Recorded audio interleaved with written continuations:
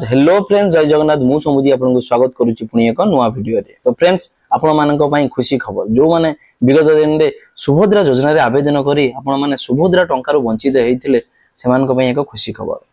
सर्वप्रथम कहि रखिबे कि जो प्रथम स्लैब रे आपण को मिलिथिला 25,11,000 महिला को तापरे आउ महिला माने जो माने कि आवेदन करी थिले सेमान को मिल नथिला।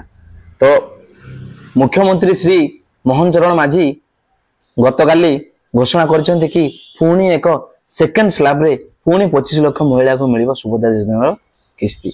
तो यही परी वर्तमान आज सुधा आपनकर सुभद्रा योजना रे रजिस्ट्रेशन हेइची 96 लाख रो रजिस्ट्रेशन। ओडिसा रे सर्वमोट महिला सुभद्रा मां भौणी माने तांकर लिस्ट हेलानी आपनकर 1 कोटी एवं वर्तमान जे रजिस्ट्रेशन हेइची 96 लाख। आ प्रथम स्लैब रे आपनको मिलितला 25,11,000 महिला को, किंतु द्वितीय स्लैब पई मुख्यमंत्री घोषणा करछन्ती जे द्वितीय स्लैब रे मध्य 25 लाख महिला को मिलिबो सुभद्रा योजना रे सफल रूपायन किस्ती।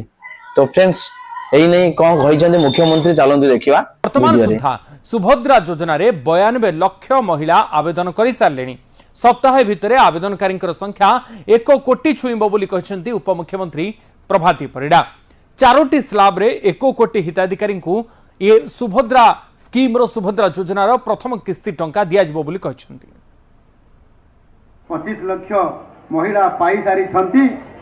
आउ किछि दिन परे मु आशा रखिबी बद हुए आपनकर एमिति एक उत्सव पर्व आसुची। से पर्व समय रे से भौणी मानकर पर्व रे से महिला मानकर पर्व को संपुक्त होइतवा पर्व रे पुणी 25 लाख महिला को सुभद्रा योजना रे जो माने पाई नाती पुणी ताको खाता को डीबीटी माध्यम रे सही प्रथम किस्ती रा 5,000 टंका आपन खाता को दिबे।